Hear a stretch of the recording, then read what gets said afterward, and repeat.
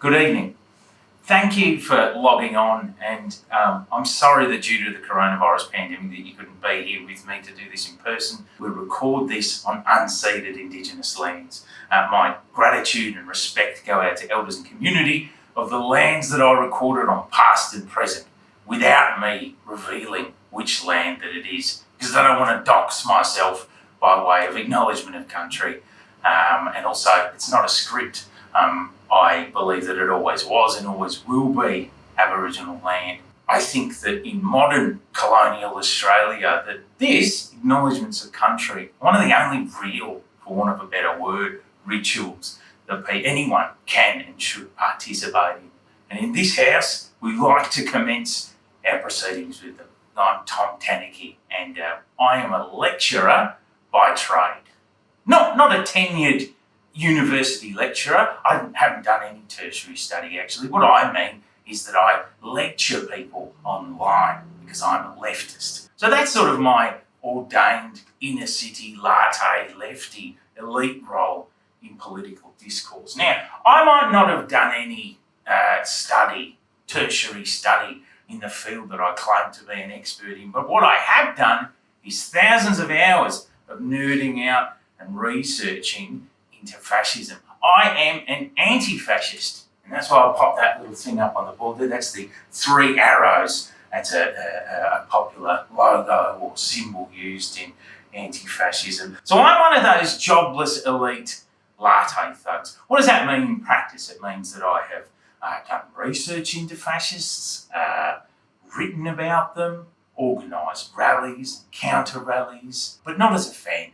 I've been doxed by them. I've had many of them obsess over me. In fact, right now, there's Nazis out there, some of whom are watching, who have little passport photos of my face on their bedroom wall, on a corkboard, little bits of red wool extending out to other little passport photos of my face, creating like a web. Those have been my few years of anti-fascism in practice. And over the years, I have noticed a bubbling undercurrent, I suppose you'd say, of mystic or occult fascist thought. This isn't stuff that creeps into political fascist organising. You don't usually see these types on the street, but you will see it creep into the rhetoric or into the thoughts of the people that you're researching or that you're countering. Occult fascism makes Nazis talk about things like black suns and sun and lightning, Hyperboreans, and all this stuff that I didn't necessarily know about, and you might not either. Now, over time, I admit that I began to get jealous of their vibes. Not jealous of the Nazi stuff. I'm not saying that I got jealous of their beliefs in that respect. I just mean the spooky stuff. Why do they get to be the ones who do all the sigils and the occult stuff and get to come off like Satanists or cool witches? Meanwhile, we have to be at rallies surrounded by uni students with placards saying things like, "No Nazis ever again! No Nazis ever again!" So it was at that point that I resolved to do a bit of a deep dive into occult fascism. Then, a little bit later on, I thought to myself, hey, wouldn't it be cool if I could do like a spooky anti-fascist ritual? You all get to watch. Hence, White Traitor. This is a blackboard. And back in the Reclaim Australia days, you get these ripped, muscly dudes who would use whiteboards in their amateur videos, and they would write notes up on them about the media and the elites and all this sort of stuff. I liked that energy too, but I've chosen a blackboard, both because I think its moody black colour suits the spooky vibes I'm aiming for in this show a little bit more, but also because it's a little bit more schoolroom than a corporate whiteboard. Therefore, makes it a little bit easier for me to lecture you. So this is the main bit where I'll be doing all the leftist lecturing, shaming you, teaching you how to think about occult fascism. Now, I must admit that it feels a little bit like an uphill battle for me to do a show about occult fascism. And I suppose I grew up in Melbourne, which is in the northwestern suburbs of Victoria, and I don't know if you know much about it because a cultural emissary from Melbourne, our main cultural export to the world, is the violent nationalist group, True Blue Crew, from 2016. You're welcome. The problem is that when you go up in a town like Melton, look, it might be quite inland and dry, but it's a little bit like saying, I'm a witch from Bonnie Doon, or I'm a Satanist from Porpoise Spit. And so that's why I've brought in Declan here. G'day, Declan, how you going? G'day. Yeah, this is Declan. He's you'll note that he's in a robe here. He's spooky, sort of. He's spookier. Like Declan's all into the occult and that. He's my mate, and I've brought him in right into the occult, aren't you, mate? Yeah, like sort of, I guess. Anyway, Declan's coming here to help me with all the occult stuff. Do a bit of a spooky ritual at the end. On that note, Declan, what I'm aiming for, just putting in my spooky order now. What I'm aiming for is a real occult vibe. We're hoping for a bit of an anti-fascist purge, you know, towards the end. Is that okay? Is that what's funny about that? Yeah, we're just hoping for a bit of a purge and you know, a kind of a ritual, spooky, sort of lift some of those Nazi vibes. Why do they get to all do it? Why can't we do that too? Is that cool? Your show, mate. I mean, this goes for an hour though, right?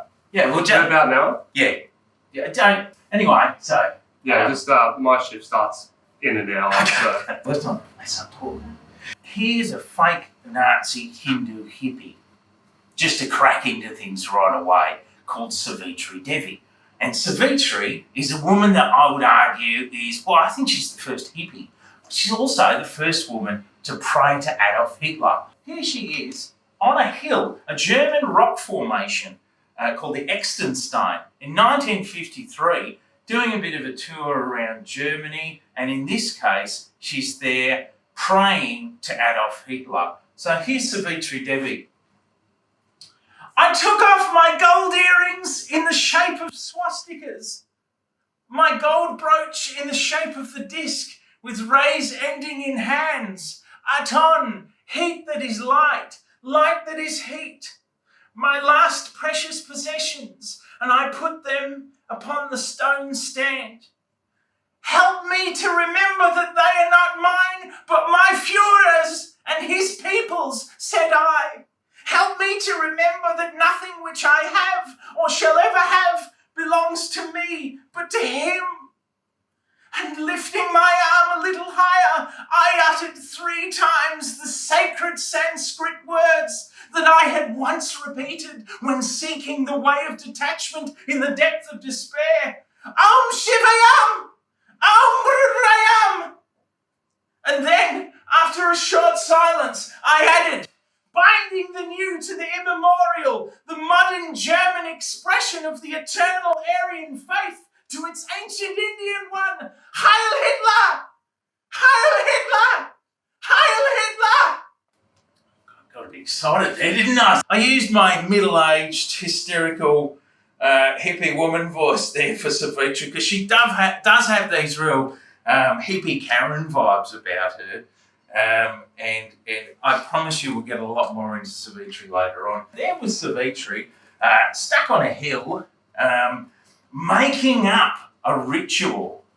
And I think that tells us a lot for the purposes of this evening's show. People infusing rituals that they're making up on the spot, you know, such as doing this slightly compulsive process of laying out your Swazi earrings and yelling Hail Hitler as though that's some sort of significant act, but infusing these things with a contrived significance.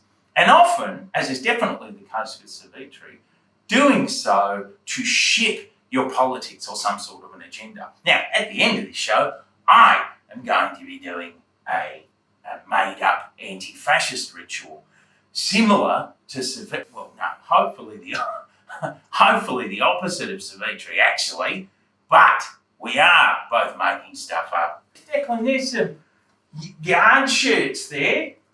What do we reckon? Thanks, mate. Facing towards the sun, like Savitri did, the rising sun of anti-fascism. Declan, can you light another couple of candles for us, mate? Bit of spooky cred, thanks very much. Now, I mean, obviously I'm not going to yell Hail Hitler like Savitri did. A couple of power words. Well, one, DNA for one. Yeah, because the Human Genome Project first sequenced the full human genome in 2000, and by the next year, we had definitive scientific proof that there's no disparity between the races. And so knowing that makes Nazis cry. So I suppose there's one, migration, in a way, because actually the only universal human ancestral story is our migrational patterns. So anyone who's anti-immigration is in effect denying the only real, not made up, but real ancestral story that they have. So in ways that they might not understand, migration makes Nazis cry. And hey, what about utilitarianism? Because utilitarianism was a trend from the 1800s that led through the West a series of political movements that actually might have caused fascist thought to emerge, but only because we were developing through the West emergent strands of political thought that probably in their own way led post-World War II to anti-genocide movements like the United Nations. And also, therefore, in turn, the end of this romantic nihilist edgelord shit that most Nazis feel the need to constantly tell everyone they're on about. So utilitarianism makes Nazis cry. Declan, we've got our power words. Perhaps we'd like to begin the purification ceremony. After you. DNA, migration, utilitarianism. DNA, migration, utilitarianism. DNA, migration, utilitarianism.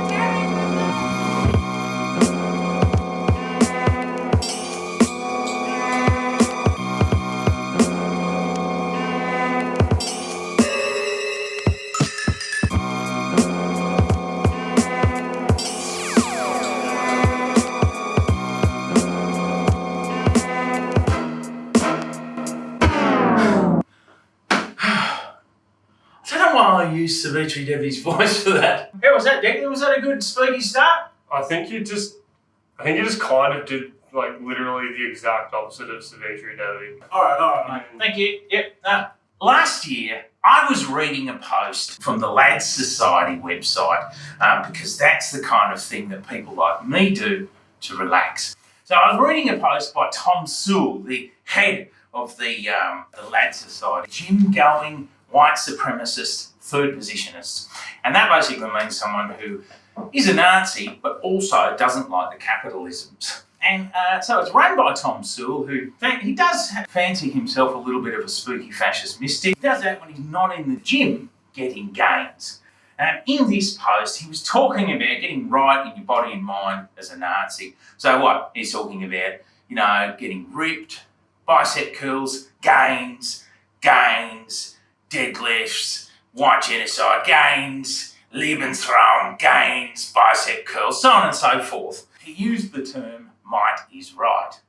Now, I'd heard that term many, many times before, but this time it pinged up in my head. I thought, I've seen it too many times. I need to do a bit of a look into it. So do remember those words, might is right. Now, more than 100 years ago, on May Day in 1915, this was published, Direct Action. I printed it up, obviously a very old copy, the original, so a little bit torn. And this is a leftist, it's a radical socialist revolutionary mag. It's of particular interest to me because it's got two articles next to each other which are quite radically different in nature. So this one's interesting. This is the preamble for the then very young IWW, the International Workers of the World, or affectionately known as the Wobblies. But this is interesting because they were only about 5 years old at this point. So in this preamble, it's got some fairly common stuff in here. The working class and the employing class have nothing in common. Yada, yada, yada. Between these two classes, a struggle must go on until the workers of the world organise as a class, take possession of the earth and the machinery of production and abolish the wage system.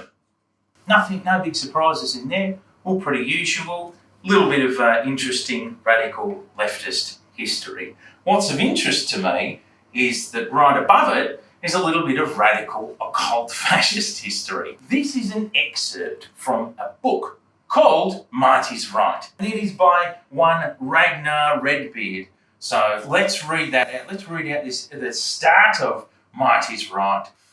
Might was right when Caesar bled upon the stones of Rome.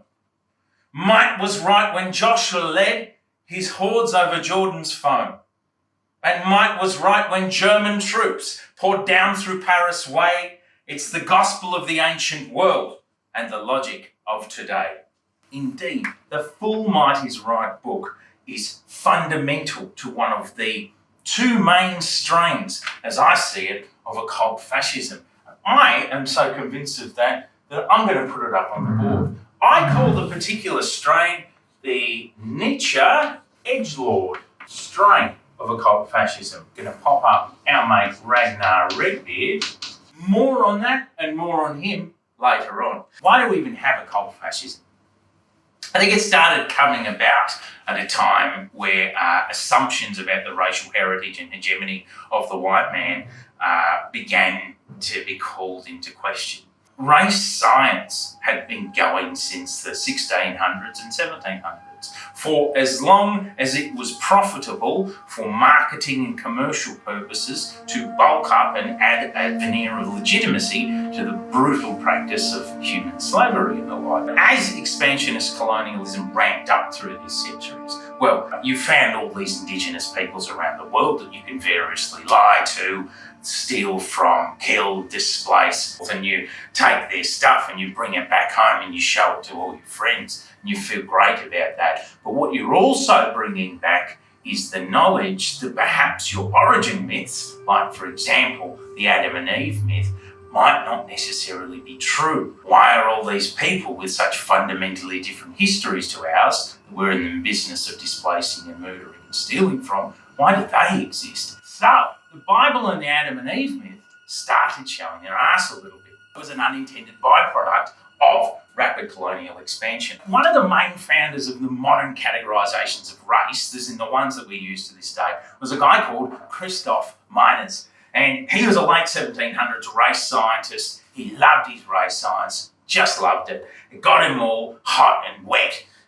Particularly, he had a hard-on for women from the region of the Caucasus. That's countries like Azerbaijan, Armenia, Georgia. He thought Georgian women were hot as fuck. He thought that Armenian women looked like the best whites because they had lovely, pure, pale white skin, lovely, pure, perfect Caucasian women.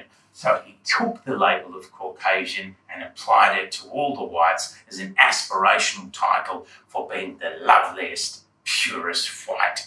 Now, he was part of a crew of race scientists who were out there measuring skulls, doing a whole other lot of bunk shit at that time, and they couldn't agree on how many other categories of race there were supposed to be. Funnily enough, the only category that all of them seemed to agree on was Caucasian. And that, I'm pretty sure, is because they all barred up over Armenian women. So if you picture yourself, you're inventing, you're at a mahogany table with your candles around you and you're inventing race science, the categories of race that we still use today. Sitting there, you're inventing scientific racism, you've got your pen, your ink, your quill, inventing it, you're sweating, you're all hot and wet, you're barred up about Armenian women, invent race science, brushing your dick up on the bottom of the mahogany table because Armenian women have you all hot and want to fuck them, lovely, pale, Middle Eastern white women, Caucasian, keep inventing race science, little bit of pre-cum, little... You get the idea. I am of Armenian descent. That means my father's father is Armenian. My patrilineal heritage is Armenian. So I am, be under no doubt here, I am white as fuck. I am pale as Gollum in winter. There's no doubt about that, and I'm not telling you otherwise. But my heritage and the stories surrounding it, which we'll get into later, it is what it is. So if you're a Nazi watching, and there are a few, according to the people who developed the categorisations of race science as we understand it, as we all seem to repeat it today. I'm the real fucking Caucasian. I'm the real meaning of the word. I'm the type of guy that the daddy of modern race science used to get all barred up and spit out some pre-cum over. So I am therefore perfectly placed to teach you, as well as everyone else, about occult fascism and the history of race and such, being both the descendant of diasporic genocide survivors and an anti-fascist and a pristine textbook perfect white. So you Nazis are going to have to sit there and listen to a bit of occult fascist history from your white betters. Real Caucasian whites, you mongrel-blooded, Germanic LARPing dogs! Does that sound a little bit Nazi? A little bit, yeah, just a bit. Oh, well, maybe we'll edit that out. Carl William Friedrich Schlegel. This guy, in 1819, he developed a category or a theory that we must have come from a combo of Indian and Germanic peoples. He decided that a master race of Indians, possibly like Hindu Brahmin people, which suggests the lovely high-tier pale Indians, of course, must have at some point come up through to the ice mountains, the Nordic ice mountains. He borrowed some words from Hindu terminology, and he mixed them with some German loanwords, including the one "air" for honour, and he came up with the term Aryan. Thank you, Schlegel.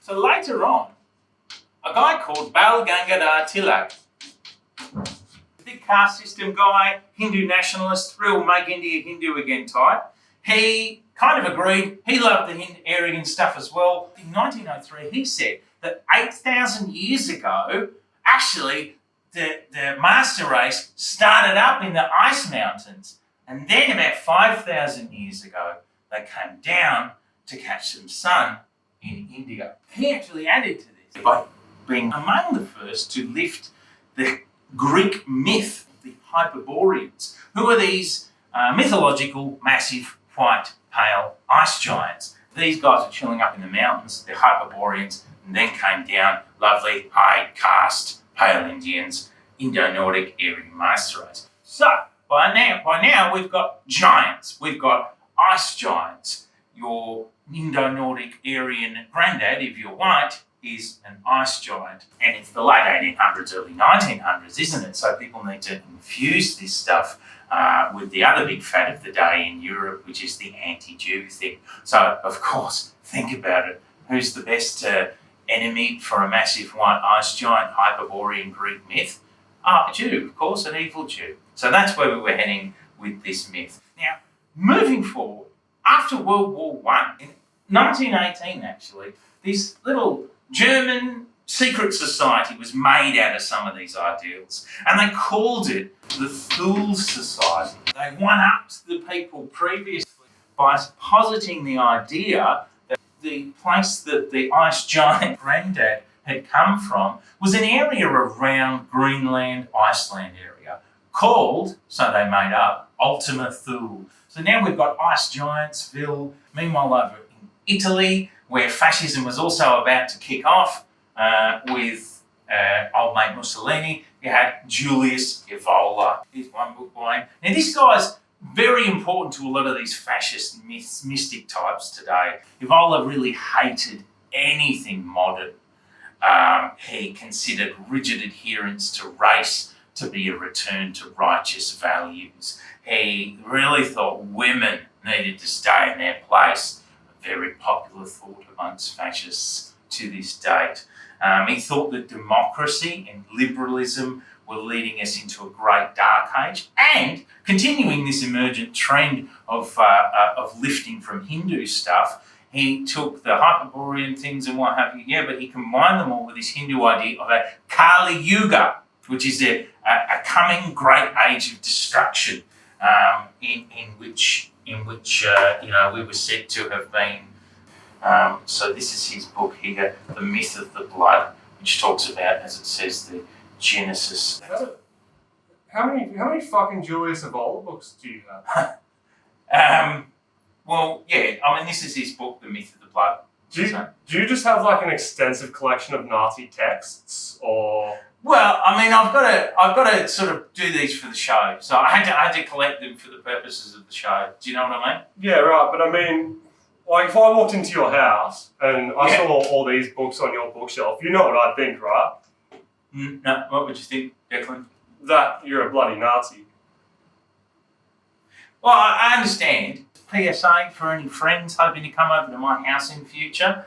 If you see these on my bookshelf, it was for this. It's not because I'm turning into a Nazi. Cool? Yeah. You should clarify that for future. Okay. Yeah. All right, cool. Thanks, Declan. All right. Listen, actually, you know what? I mean, here's the thing.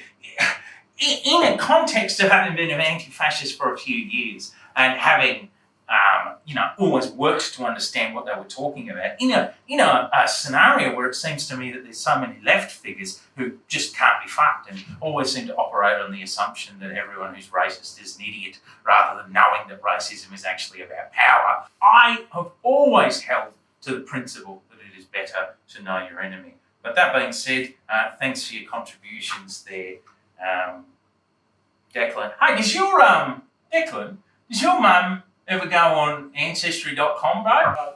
Yeah, actually. Why's that? Fucking know she does. Here's the thing. All white mums go on Ancestry.com. Not just yours. My white mum too. Every white mum is on there. That's where whites get their real origin myths from these days. My mum found some bloke called Greg on Ancestry.com, right? And she goes, oh, I found Greg. And Greg's on there and we've linked up, so the trees have linked up at some point. And then because of Greg on Ancestry.com, suddenly we've got this bonus edition, extra 2,000 years of history. Genealogy, Ancestry.com, here's a big part of why this is a big white thing. Genealogy and such favours the rich or the institutionally powerful because historically people like the high class people, the white people and what have you, get to keep all their documentation. The marginalised and the poor, by and large, all tend to get kicked into a ditch and burnt alive along with all their documents. So Greg had his 2,000 years of paperwork going back to the Egyptians and apparently royal family and Egyptians. I, because of Greg, have a drop of Egyptian pharaoh blood inside of me. Don't worry, I'm not trying to race shift on you. I'm not race shifting on you. I'm just telling you what Greg from Ancestry.com. I mean, who's Greg, frankly, I think. But that didn't stop five-year-old Tom from going to primary school and then telling everyone that he's Egyptian. I know, 5-year-old Tom just wanted attention. You can't say he's a Rachel Dolezal race shifter, okay? Don't put that on a 5-year-old. Too young to be calling him a race shifter. I couldn't go to school and tell everyone I was Armenian because none of them fucking knew what that was. If I could have back then in primary school, if I could have gone and told everyone that I came from an ice giant, then that would have been pretty, you know what I mean? I would have gone and done that, That would have been a hell of a lot better than bloody Egyptian even. Declan, that's, if we lay out a cup of ice on the ground for the purposes of the sigil that we draw later on, like a little bit like, do you know what I mean? Like it'll be like anti-ice giant, anti-white origin made-up myths. Not at all. I mean, it's like the Savitri Devi stuff from earlier, right? What? Well, I mean, you're just doing the opposite of the Nazi shit. You're just making this up. No, come on. It's going to be great. Eradication of the great white ice giants. Come on, we'll pop it out here, just for later on. We'll pop it there. You know that's going to melt by the time this is all over, right? Well, yeah, I mean, but that's it. Think about it. That's going to be cool too, because it's like melting of the great white ice giants. You know what I mean? Oh, come on, just get into the fucking vibe of it.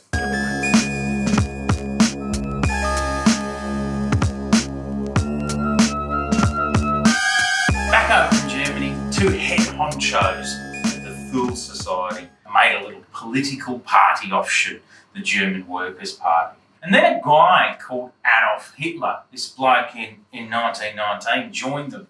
Now, he took it over the whole party within 1 year, and he renamed it the National Socialist German Workers' Party, or as we know it now, the Nazi Party. Now, that party went on to experience a lot of success, and then Adolf Hitler went on to enjoy many successes in his political career and life before passing away peacefully in his sleep, surrounded by family and friends. Rest in peace, right, Declan? No! Yeah, that's right. Rest in peace to your mate. No. Your best mate, Adolf Hitler. Your best guy that you've got out there that you know. No, mate. Fuck that guy forever. Declan's right. I gotta give it to him. Right. We don't miss him. We don't miss him. We don't miss him now that he's gone. Spoiler alert. Real fascism is not spooky or occult. It's none of these things. It is doing whatever you've got to do to get into power, and then once you've got it, it's about holding on to that power, the ruthless, brutal iron fist. Hitler didn't need the spooky occult stuff, really. He was the god king of his own religion. Look at any Nazi rally. The religion is effectively the state, belief in the state. There's no need for ice giants. Hitler actually pushed the Thule Society people to the side. He excommunicated 2 senior Thule members from the Nazi Party. He probably found the occult fascism stuff cringe and useless to him, more importantly, once he was in power. Oh, they wanted their white origin bits. That's really only to bulk up that sense of white supremacy and belief in the state and the lineage of the state itself. It's not about wanting to turn spooky. They didn't want it. They knew where their loyalties lay, and their loyalties lay with power. You may recall my Armenian ancestry. When I was a child, my dad used to bring up to me the following quote, actually, when we were in the middle of talking about that stuff, to teach me a bit when I was a child. So he used to say this to me sometimes. Here it is abridged. Our strength consists in our speed and in our brutality. Genghis Khan led millions of women and children to slaughter with premeditation and a happy heart. History sees in him solely the founder of a state. It's a matter of indifference to me what a weak Western European civilization will say about me. Who, after all, speaks today of the annihilation of the Armenians? That sounds like a bit of a tyrant. Obviously, he was quoting Hitler. Dad was trying to teach me about my Armenian background, I think, the little bit that he knows of it, because, let's face it, we're cut off, to be honest, Like many diaspora post-genocide, families, you end up cut off from the people around you. It's interesting, I think, to grow up considering that stuff, and when I hear the conversations with my father, I suppose, in light of the regularly denied genocide that affected the people I descended from. Obviously, I think that kind of thing, colours your approach to life towards other Holocaust deniers and or celebrators. And I think to myself that my time in active anti-fascism is somewhat informed by, look, if not the closed book of my background as an Armenian, then at least by my ranting father. Yeah, nothing like a couple of casual Nazi conversations across the dinner table, am I right? It's like I just decided to say that over the chops and peas. Obviously it made sense in the context of the conversation.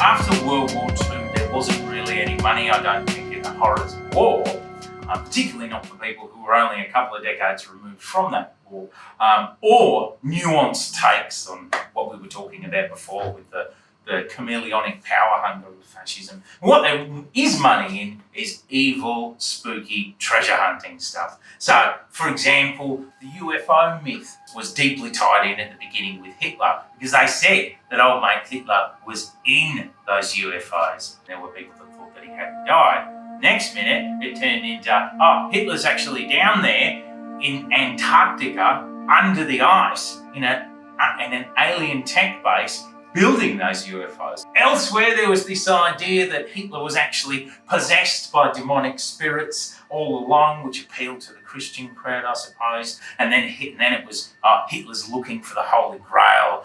And then it became, Hitler's got the Holy Grail, and that's how he became so powerful. Then it was Nazi treasure this, dark, spooky Nazi treasure hunting that, so on and so forth. All of this made great pop fiction, and it sold a lot of people a lot of books, movies, and any of us who watch Indiana Jones with the spooky Nazi baddies in there will remember what this kind of entertainment looked like. The interesting thing was that the mainstream entertainment would invent it, and then the actual developing Nazi cults would rip it, and vice versa. So there was this exchange, this trade of made-up ideas, and it was developing this sheen, this frisson of illicit appeal towards spooky Nazi baddies. Aleister Crowley, big occult guy. He invented Thelema in the Thames, which is his religion, his occult religion. It was centered around the maxim that was said to have been given to him by a ghost that he made up a conversation with. And that was, "Do what thou wilt shall be the whole of the law." Apparently Crowley thought that Thelema as a religion shared a lot in common with Adolf Hitler. And apparently he was quite a bit chuffed. But here's the thing. Crowley was tricked by this book that came out in 1939 called Hitler Speaks by a guy called Rauschning. You see, Rauschning had actually worked with, or at least met Hitler once upon a time, and he published a book which was very popular with the Christian anti-Nazi crowd across Europe, which took the form of a long conversation that he said that he had had with Adolf Hitler, in which Hitler reveals some very occult, secret, hidden motivations towards power. Now, that's all well and good, but Rauschning made the entire conversation up with Hitler, and because Rauschning was ripping from occult ideas to put them into the mouth of his made-up Hitler, that's why Crowley saw some of his own work in this Hitler, because Rauschning was probably reading Crowley and occultism to put it into the mouth of this Hitler. Do you see this entertainment occult circle jerk in action? Another guy, Anton LaVey, and his Church of Satan. He made the Church of Satan in 1966. He had so many inspirations. He ripped from all of them mercilessly. He ripped from Crowley's mysticism. It was this real kind of Nietzschean, social Darwinist, edgelord take, kind of like this survival of the fittest, fuck you, blood of my enemies, I do what I want, I live by my will. One crucial inspiration for LaVey, to the degree that he not only ripped a lot of the sentiment from the book, but he also directly quoted it a ton, was Ragnar Redbeard. Funny thing, Ragnar Redbeard was a staunch socialist revolutionary poet. That's how he landed in here. Ragnar Redbeard was a writer and a poet. His real name was Arthur Desmond, and he was from England, but he came to prominence in New Zealand in the late 1800s. That's where he first sort of popped up and came to people's attention. He was campaigning on what we would recognise now as a revolutionary socialist platform, land and tax reclamation, anti-government sentiment, and believe it or not, pro-Maori sentiment. In fact, he was so pro-Maori land rights and reclamation that he fought hard alongside a Maori chieftain and his group of people for their right to get their land back. He fought so hard that, in fact, in one council hall meeting in 1884, he almost got killed by a bunch of furious white landowners. He tried for Parliament in New Zealand, and he failed at that. And then he moved to Australia. He helped run a socialist periodical called The New Order with Billy Hughes, a future Australian Prime Minister. After that publication wrapped up, he ran an even more radical periodical called Hard Cash, which started to be, I would say it was like a late 1800s version of like Bitcoin. It was telling you to take your money out from this industry, put it into that industry to profit the reader, but also to undermine the banking sector, who he had a real chip on his shoulder about. And to his credit, so he should have. In 1893, Australia went into an economic depression because of the banks over-lending to people after the wave of frontiersmen and what have you going around Australia and taking land off of Aboriginal people. They then started parcelling it up. So there was a lot of people looking to buy land, and the banks were happy to lend to all of them. And they over-lent, and then there was a wave of bankruptcies. And then Australia, as a result, fell into the economic depression. But in 1893, Redbeard started asserting who was to blame for the banking stuff. I'll give you 3 guesses as to who Ragnar Redbeard started deciding were the evil people controlling the banks. My experience as an anti-fascist, when someone starts deciding that it's the Jews what done it, their quality as a person begins to decline. Within 2 years, Ragnar had moved to the US and published work that he'd likely developed in Australia in those last few years there when he'd gone a bit awry. So in 1896, he published a book called Might is Right. Why don't we read a little bit from Might is Right? Virtue is rewarded in this world, remember. Natural law makes no false judgments. Its decisions are true and just, even when dreadful. The victor gets the gold and the land every time. He also gets the fairest maidens, the glory tributes. And why should it be otherwise? Why should the delights of life go to failures and cowards? Why should the spoils of battle belong to the unwarlike? That would be insanity, utterly unnatural and immoral. Might is Right. Read the whole book. It is the definitive proto-fascist white power edgelord manifesto. That kind of unhinged, might is always right no matter what thread of thought continues through all of it. It is the peak of sick cunt Nietzsche edgelord content. It inspired a generation of edgelords who went on to inspire other generations of increasing edgelords. The Order of Satan, the Vase lot, inspired the even more extreme Order of 9 Angles. I'll put them on here. They're abbreviated invariably as O9A. They're so hardcore. They're actually really extreme Nazi. They actually endorse human sacrifice, or as they call it, culling, which is really edgy and really fucking hardcore. Why don't we read a little bit here? Let us not be misunderstood. Genuine Satanists are evil. They cause and strive to cause chaos, disruption, revolution. They bring joy, ecstasy, and laughter, but perhaps most of all, they bring death. Death to those who have shown by their actions that they have a weak character or are a nuisance or a hindrance to the spread of darkness. That is really hardcore. The Order of 9 Angles trade members with the Base and Atomwaffen division. These are militant political Nazi groups, terrorist groups where white men train, really train hard towards actual race war that they actually believe in. They're accelerationists, and it means they want to speed up the downfall of society by stimulating social decay through, this is their genius idea, lone wolf attacks. That's edgy. William Pierce wrote the Turner Diaries, which inspired the Oklahoma bombing. Here's the thing about William Pierce. He thought that all pornography was evil Jewish propaganda designed to emasculate and cuck Western men. But apparently, he used to run naked around his little Nazi compound, batting off compulsively to stashes of said evil Jewish pornography that he used to keep around the compound. That's edgy.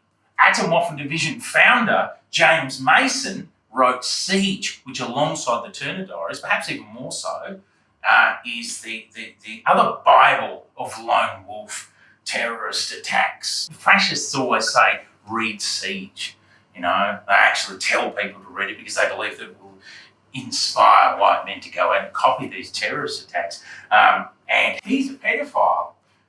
which is edgy, really. Is that might right? You know?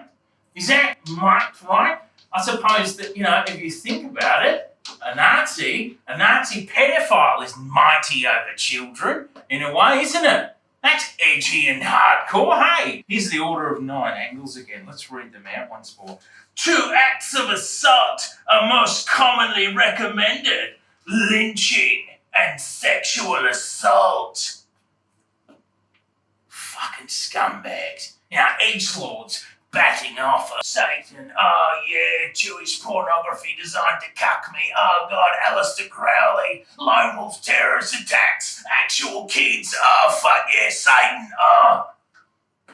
How fucking, to borrow the Nazi parlance, degenerate. And isn't that the end point, the logical end game of nobody being able to tell you what to do because your might is right? Killing and raping because a pedo told you to. The DNA of all of this sentiment can be traced back to not only the commodified, spooky Nazi baddies in popular entertainment we all consumed when we were kids, Indiana Jones and so on and so forth, but also to this guy's ideas, which were cooked up in the crucible of white left radical culture in Sydney. And it was only a few years after he booted off that we then had the first act of our newly federated Australian Parliament, the White Australia Policy, a series of white supremacist acts. I think, therefore, that as a white lefty activist in Australia, I personally have to think about what responsibility we have in terms of contributing to or partaking in this whole emergent Nazi problem.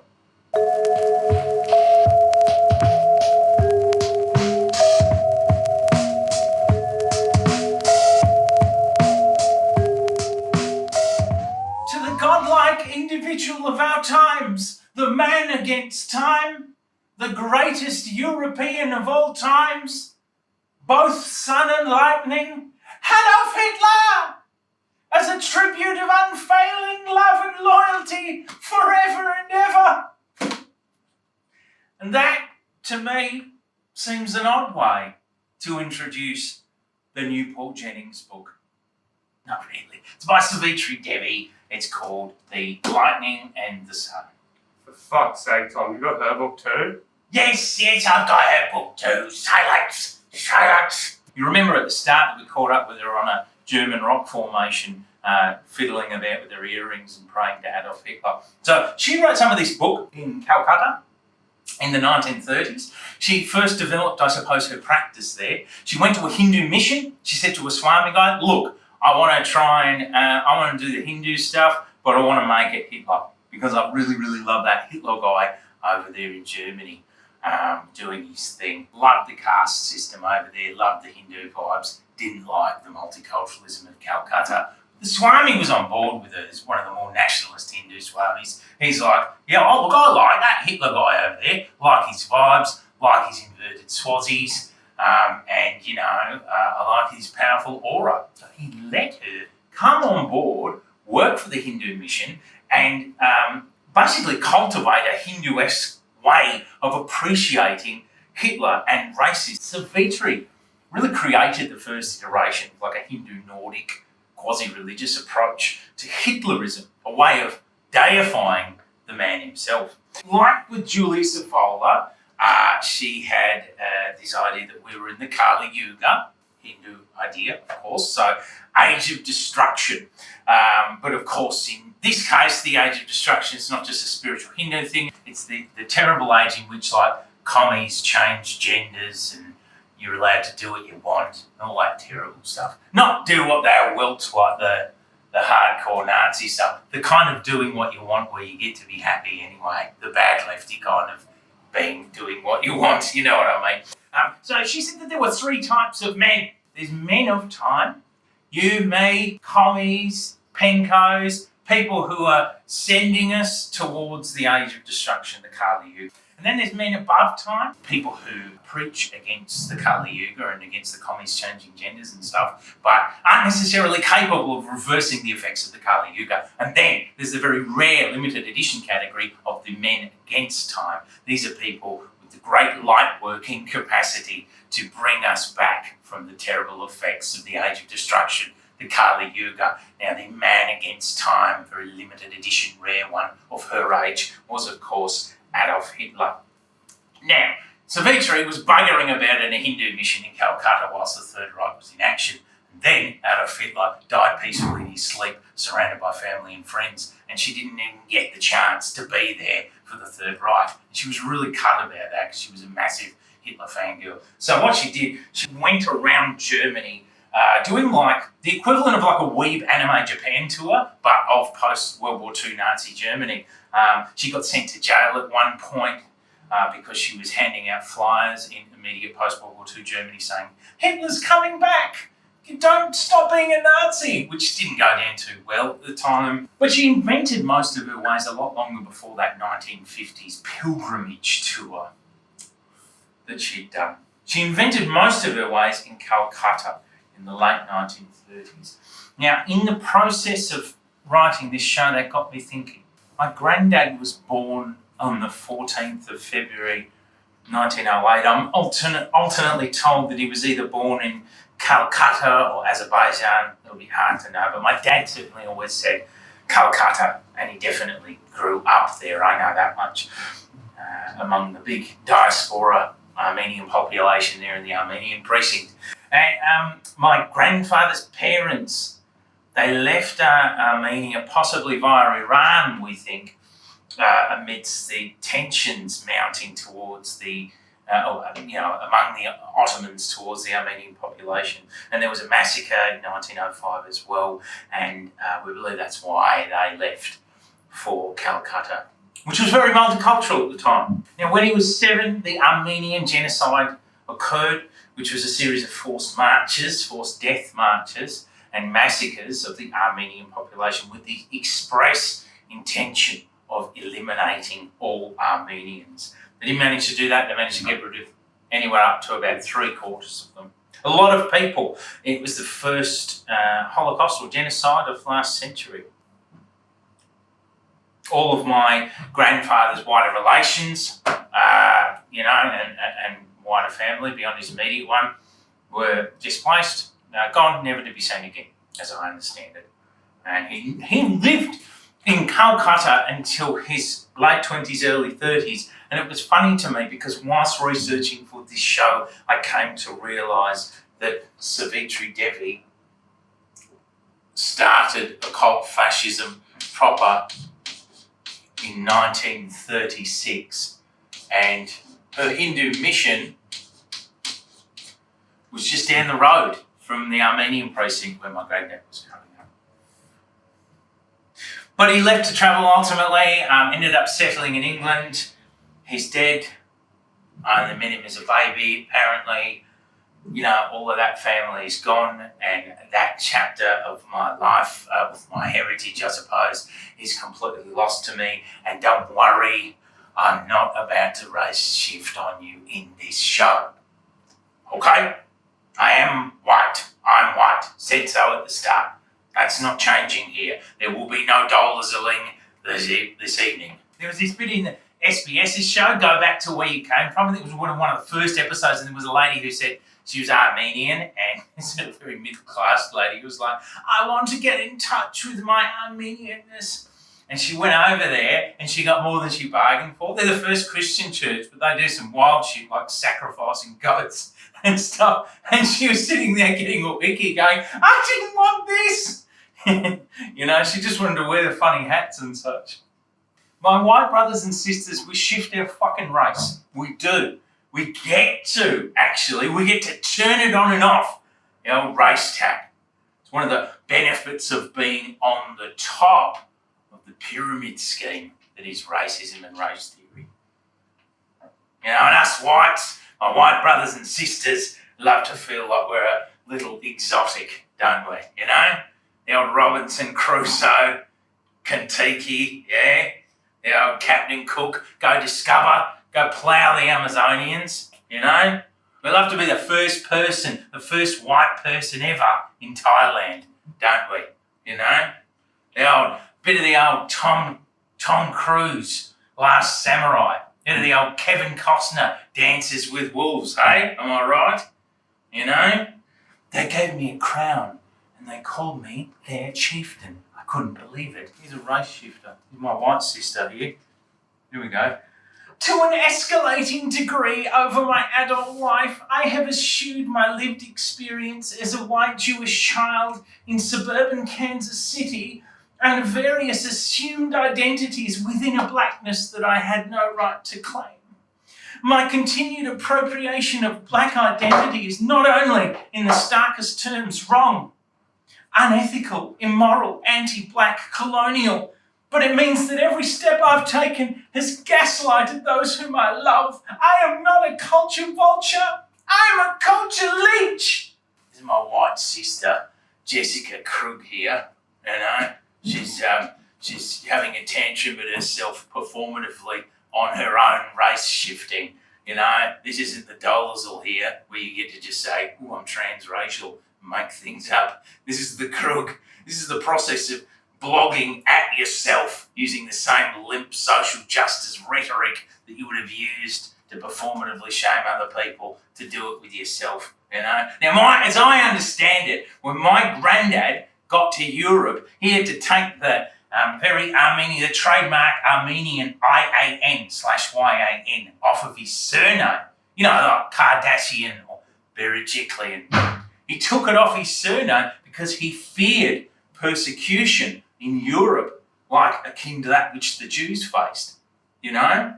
And that is the story of many a diaspora a family and migrant across the world. And I just think it's funny to counterpoint it with that, someone having to hide their heritage to be safe, counterpointed with the old race shifting. You finished your hero's journey back from race shifting and you're still taking centre stage to tell yourself off. Oh, Declan, is your mum a Dolezal, bro? She ever done any race shifting? No, mate. Well, I'm pretty sure she's resisted the temptation thus far. Well, we're awarding race. I'm not casting any aspersions at mum. You got to watch out with Ancestry.com. That's all I'm saying. Word of warning, get her off Ancestry.com, bro. Now, I'm 2% Egyptian. Wow. Ancestry.com is the site that launched 1,000 white boomer race shifters, you know. Savitri Devi, the first person, nonetheless, she started a whole trend of deifying Hitler, really. She's one of the most noted occult fascist minds. And it was her work that lit a flame under this strain of occult fascism and rebuilt it after World War II. Without her, I think occult fascism would never have thrived as much as it actually has, including all of its future iterations where people pretend to be Nordic Vikings and all that kind of shit. Let's name it the transracial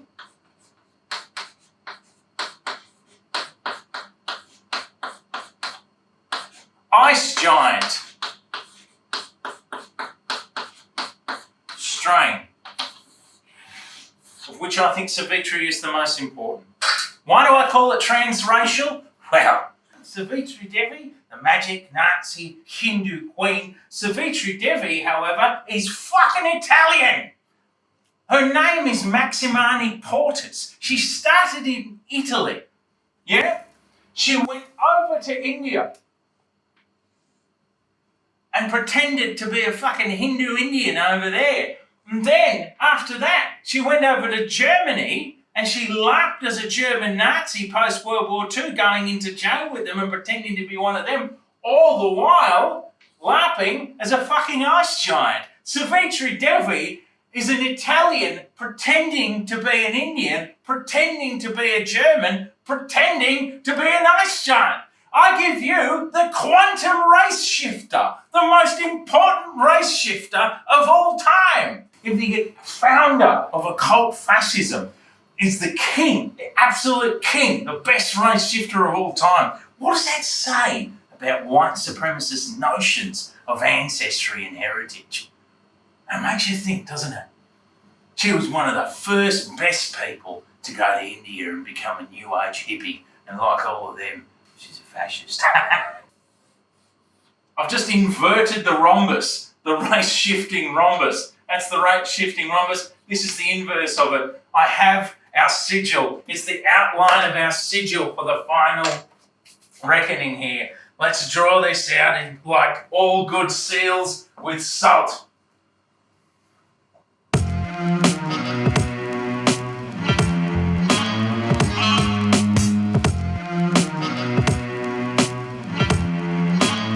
So as I said at the start, I was looking at Tom Sewell posts to relax.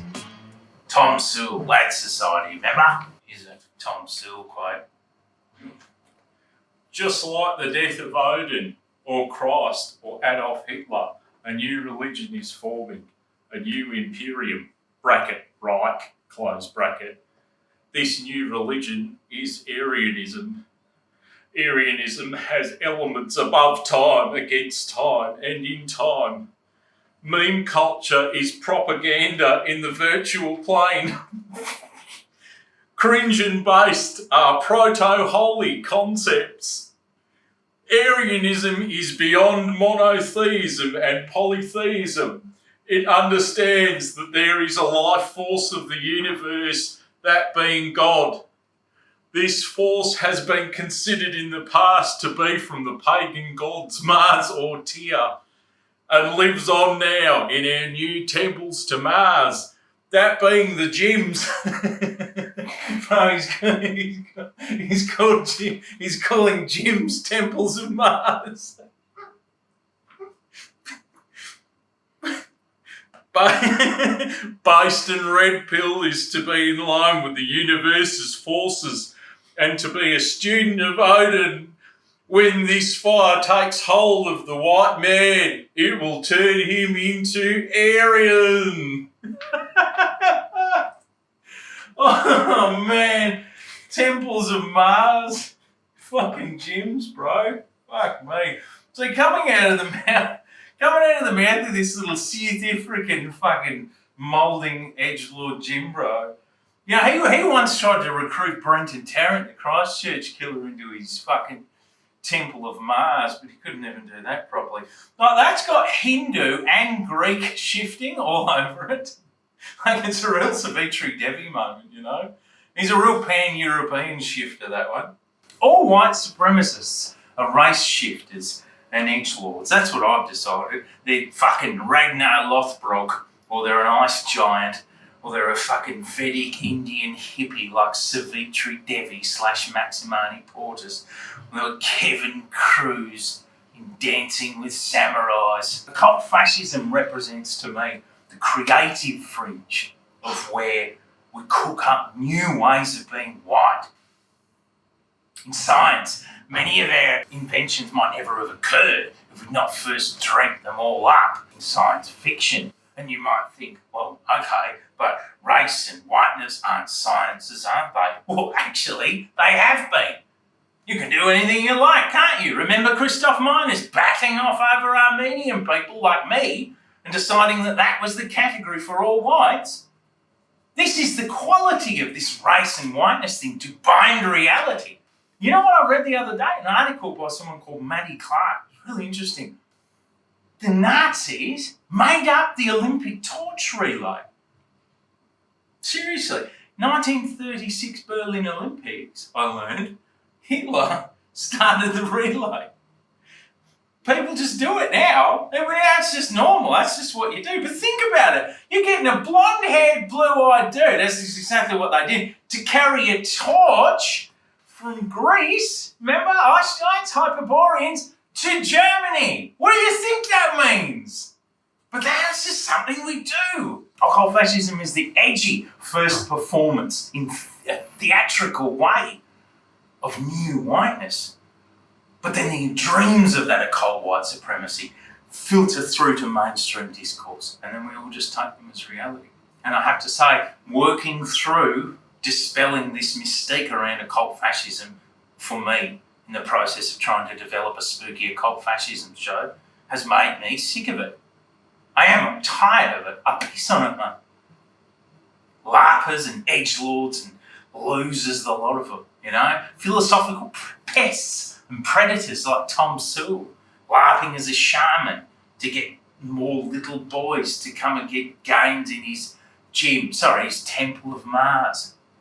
They don't want a religion. They don't want to be an ice giant. They want to be everyone's boss again. I'm someone of Armenian descent who has tried to stare his whiteness in the face as a problem that needs in-house interrogation, not quantum shifting away from it, being honest about it. Now, honesty is important. I recognise this occult fascism garbage for the dishonest LARP that it is now, trust me. That's my conclusion. Oh, we want better energy in anti-fascism to fuck with fascists, you know? Sure we do. But maybe we don't have the lunatic energy of a Savitri Devi or a Ragnar Redbeard simply because we aren't race shifters and edgelords. It all means nothing. It signifies nothing. That's occult fascism. Fuck the lot of it. Wait. Does it mean we don't have to do the stupid ritual anymore? Oh no, you've got to give people what they came for. Oh, for fuck's sake.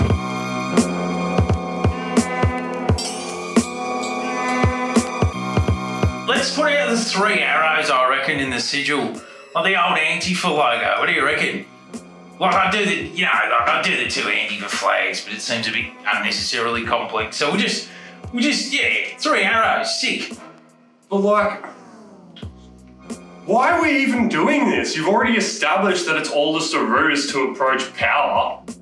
Oh well, like I said, you got to give people what they want, mate. You've spent the entire show talking about the bullshit theatricality of white supremacy, and now you're doing a theatre out of anti-fascism? It just seems a bit... Nah, well, it makes you think, doesn't it? It's clever, isn't it, that? No, hang on. You're not... This is hypocritical. This isn't intent.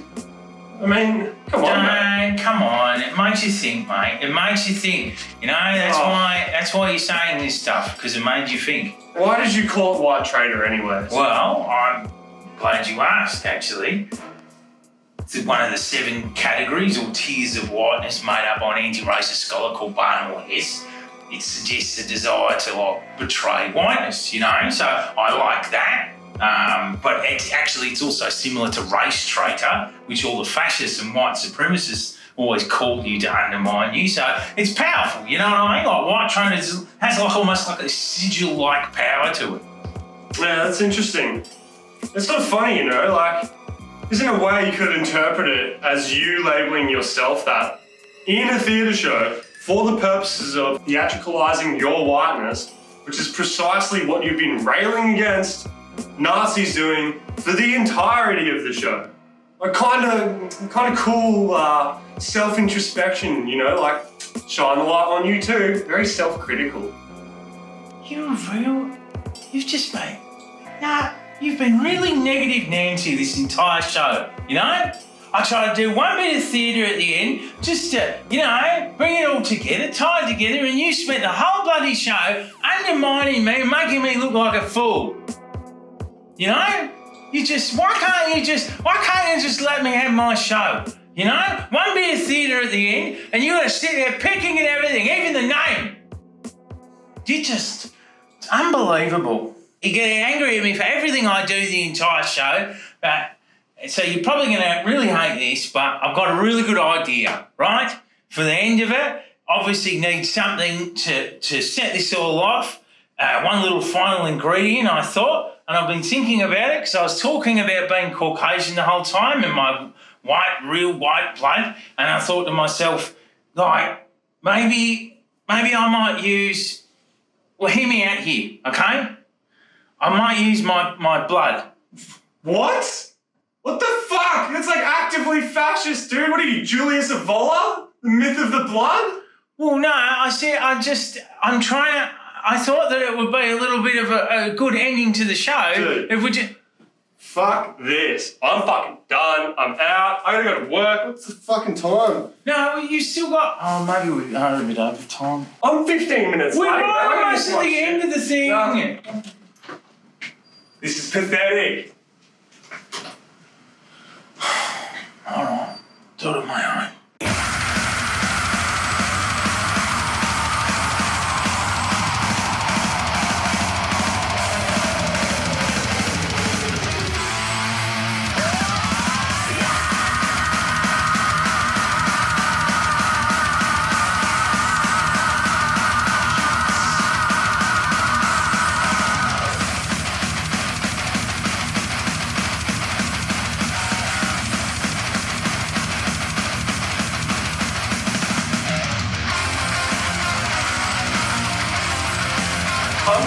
So, by the way, just about pay, mate. What the fuck? Like, what? Jesus Christ, mate, are you alright? Do you need an ambulance?